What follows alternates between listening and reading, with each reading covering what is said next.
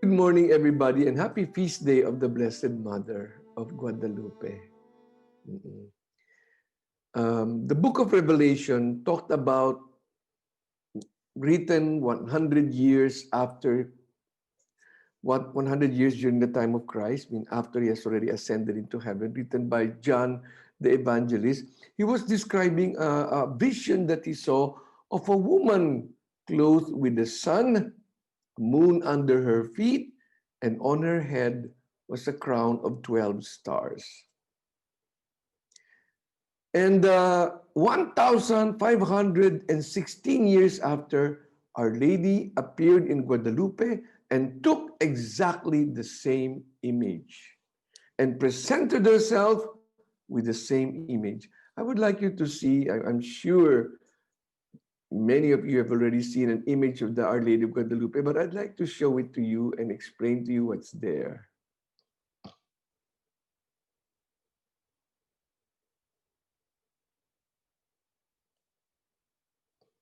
This is the image of Our Lady of Guadalupe. And this image is not made by human hand. You know, as we go on in progressing in our scientific instrumentation, they have come to realize many marvels about this image of Guadalupe. First of all, it is imprinted on a material that can only last for 15 to 20 years. It has been already more than 500 years, and the material has not deteriorated. Another thing they discovered was that, you know, if you look at this painting, they don't know what material they use for painting. It's not organic, it's not artificial, they don't know what it is. It's not mineral, they don't know what it is. At the same time, there are no pencil marks. Generally, you know, those paintings of Michelangelo and Rembrandt and Titian, they will see pencil marks when they do X-ray. This one does not have pencil marks. And the most recent discovery about this painting is it's not stuck on the cloth. It is floating. The image is floating above the cloth. That is why this is really a marvel from heaven. Now, the book of the Apocalypse was talking about a woman clothed with the sun. This is the woman clothed with the sun, with the moon under her feet. And instead of stars all over her head, it's stars all over her mantle. And they were able to discover, you know, the stars are not just placed haphazardly there. They were the constellation of the stars, of the planets in the sky during the apparition. Because it kind of wants to prove that this is something that happened in time. Sun, moon, stars are trying to say this woman has power over the celestial powers, has power in heaven. The book of the Apocalypse also talks about this woman clothed with the sun as about to give birth. In this tilma, we will see there is a ribbon which is not on the waist, which is a little high, which is during the Aztecs' time is a symbol of a woman that is a mother. Because, you know, and they're studying this now, they notice that the proportion of the head compared with the body tells us that this woman is pregnant. And not just pregnant, but about to give birth. Exactly what the Revelation was talking about, a woman groaning because she was about to give birth. You know, they put a stethoscope, you know, those things the doctors have to listen to sounds, and they put it there in the womb, and they can hear the heartbeat of a baby. In this painting, the heartbeat of a baby. You see how the woman of the Revelation and Our Lady of Guadalupe, they match so much. A difference of 1,516 years later. At the same time, this Our Lady of the Lady of the Apocalypse, the Lady of the Apocalypse um, is a mother. And you will notice in the dress of the Our Lady of Guadalupe, there are flowers. They are not really flowers. They are the map in Aztec hieroglyphics, the map of Mexico at that time, telling us that this woman is the queen not only of heaven, but the queen also of earth. This is not just a haphazard painting by somebody. It has so many symbols asserting so many things. And she is stepping, her shoes, one of her feet is precisely showing she is stepping. It reminds us of what? The proto-evangelium, the first good news. I will put this woman in enmity with you. Right after Adam and Eve sinned, immediately God put a remedy. I will put this woman who will step on your head, who will crush your head, as symbolized by this protruding step. Remember that at that time, when the Spaniards went to Mexico, they were doing human sacrifices. They were tearing out live hearts from, we're not talking about hundreds, but thousands of people. They were conquering their neighbors in order to offer thousands of hearts, living hearts, to their God, which was most probably a diabolical being, because there was that included so much violence. Our Blessed Mother appears here, stepping on evil. In the Apocalypse, in the vision of the woman of the Apocalypse, there was the dragon waiting for this woman to give birth in order to devour the baby. But the mother was able to flee into the desert. Same image. It's a pregnant woman here in Guadalupe. And when the mother gave birth in the Apocalypse, there was a war waging between Saint Michael and the forces of evil. Just a little detail, in her eyes, when paintings are done, they don't do this. But in the eyes of Our Lady of Guadalupe, there is a reflection. You see, when I look at you, your reflection is in my eyes. There's an image of you in my eyes. No artist, no great painter has ever done that. But in Our Lady of Guadalupe, there is in her eyes the reflection of what she could see. That is why we have a picture of how Juan Diego looks like and how the bishops of Zumaraga looks like. And the people that were there when Juan Diego unfolded his tilma and the image appeared there, it was our Blessed Mother looking. She can see us. She can see us. She is present. She is present. As a what? As a warrior. Just for your information, this Guadalupe image is there in Mexico, and all those gold that you see there, they are solid gold, offering of the people to her. The image has not faded from the day 1,500 years ago. And in big letters, in gold letters, above the cross here, are the wonderful words of the Blessed Mother. Am I not your mother? Our Lady of the Apocalypse. All right. We shall exit this picture.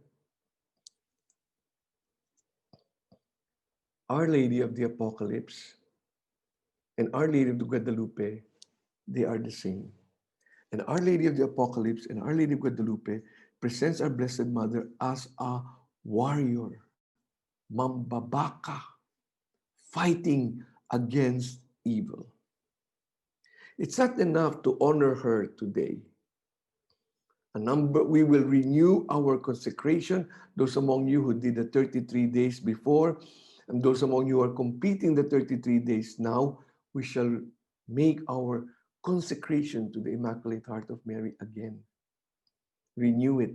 Last December 8th, we consecrated the whole country to the Immaculate Heart of Mary. This time, we consecrate ourselves to her. What does that mean, to consecrate ourselves to her? We will join her in crushing the head of the serpent. That is how we honor her. When we follow what she does, together with her, we will do battle against sin, against evil in us and in our world. You know, during this pandemic, I got in contact, I think it was the Blessed Mother who prepared that, several Marian groups, and we have been in contact with each other. Natutuwa naman ako. I'm kind of amused because these Marian groups, ang mga pangalan nila, the Squadron of the Blessed Mother, the Little Platoon of Mary, the Battalion of the Virgin, the Army of the Blessed Mother, the Warriors of our Blessed Mother. Puro mga palaaway na mga pangalan. Mga palaaway. Na silang the flowers of Mary. Walang ganun. Because that is how we honor her. We're joining her in crushing evil in us and in the world where we are. We are resolved. What does it mean to crush the devil in us, the evil in us? We are resolved to be in constant conversion. Hindi yung matanda na ako, ganito na ako, tapos na ako, wala na ako magagawa. Ganito naman ako talaga eh. No. In constant conversion. In constantly desirous of becoming better and better, more and more like her Son. And the requirement for this constant conversion of ours is to stop blaming. To stop this blame game. Stop blaming our families, stop blaming our parents, stop blaming our education, stop blaming the community, stop blaming this country, stop blaming your kindergarten teacher, stop blaming your pet hamster. Cannot blame others for our unhappiness. We cannot blame others for our dysfunction. Kasi yung tatay ko, kasi yung nanay ko. We cannot do that. Conversion, constant conversion means I take responsibility for what is wrong with me. Ikaw, pinalungkot mo ko. Ikaw, pinaiyak mo ko. Ikaw, pinahirapan mo ko. Conversion begins, progress begins, transformation begins when the blaming ends. Otherwise, there is no movement going to happen. Progress begins when the blaming ends. I take responsibility. I am truly in charge. Following Our Lady of Guadalupe, which is our Our Lady, our Blessed Mother of the Apocalypse, a warrior apocalypse, do evil into the world. No quarter, no toleration of evil in the world. I will confront with compassion, but confront. I will not put up with it. The vast majority of people are good, but who is running things in the world? The very few evil are running things. Because the vast majority, we have to put up. We cannot put up with evil. Cannot. And it starts in our family. Dito sa pamilyang ito, walang nagsisinungaling. If you want to be a member of this family, hindi acceptable ang rude behavior or rude language. Hindi tinatanggap sa pamilyang ito rito. Ito sa pamilyang ito rito, we do not tolerate selfishness. Hindi po. Hindi. If you want to belong to this family, you cannot be selfish. You must needs be share. Doing evil, it will not be tolerated, will not be acceptable to us. We will have to, hindi na pwede. I don't have to be angry, I don't have to be self-righteous. I just say, para sa akin, that is not acceptable. Hindi yung, because I love you, because I don't want to rock the boat, because I want us all to be peacefully coexisting, I just keep quiet at wala lang. Parang wala lang. For evil to triumph, it's enough. It's enough that the majority don't do anything. Hindi pwede. The wages of the mga kasambahay natin, hindi pwede. I can't understand why. I'm sorry. Some people, they hear Mass 4 or 5 times on a Sunday, and there are no provisions for their helpers to go to Mass. Wala. You think that is not crying out to the Lord? You think that is not screaming to the Lord? At a certain point, the Lord was saying, your offerings are mabantot to me. Mabantot. They irritate me, those offerings. When there is no justice. All the offerings that you make, when there is no justice, we root out evil in ourselves. We root out evil in the world where we are, joining our Blessed Mother, the warrior, joining the Blessed Mother in this crushing of the serpent's head. You see, when Mexico was conquered by the Spaniards, for 20 years they tried to evangelize the natives. 20 years. And you know what? In 20 years, only 12 people asked for baptism. 20 years. And because the Spaniards, the colonizers were, my goodness, they certainly did not reflect the Christ that they were preaching. They were so oppressive of the native population talaga. And they decimated hundreds and thousands of them because of the diseases they brought into the New World. So they were very unsuccessful. In their evangelization, until our Blessed Mother appeared in Guadalupe. In less than 10 years, 9 million natives asked for baptism. And much of the cruelty stopped. Our Blessed Mother is the best evangelizer, more than St. Paul, more than Francis Xavier. And so, joining this battle, we're not doing it alone. We're not going to on a crusade by ourselves. No, it is under and with the guidance of the Blessed Mother of Guadalupe. You know, Pope St. John Paul II went back to Poland, his native country, when he was Pope 2 times. He went to Guadalupe 4 times. And he made Our Lady of Guadalupe the patroness of the millennium, this new millennium. Made Our Lady of Guadalupe again the patroness of the new evangelization. Why? Why this title? Because it's Our Lady of the Apocalypse, Our Lady of the end times, our time. And with all this, the symbolism left us this testimony of the Tilma. This wonderful, marvelous testimony of the Tilma. Left it to us. You know, and let me end.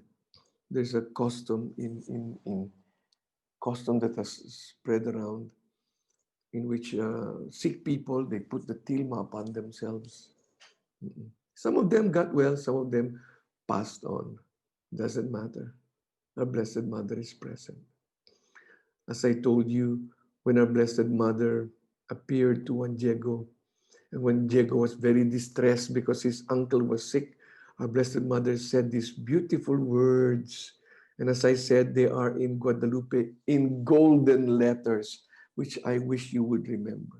The Blessed Mother said, you know, every time we are distressed, every time we are puzzled, every time we're confused, every time we're hurt, every time we are, I don't know, negative feelings of whatever, we're losing hope, we feel frustrated. The answer of the Blessed Mother is, am I not your mother? Are you not always on the folds of my lap? We have never departed from there. Never. We are always on the folds of her lap. What can be closer than that? In the name of the Father, Son, and the Holy Spirit. Amen. Let us pause for a while and allow our Blessed Mother to talk to us personally.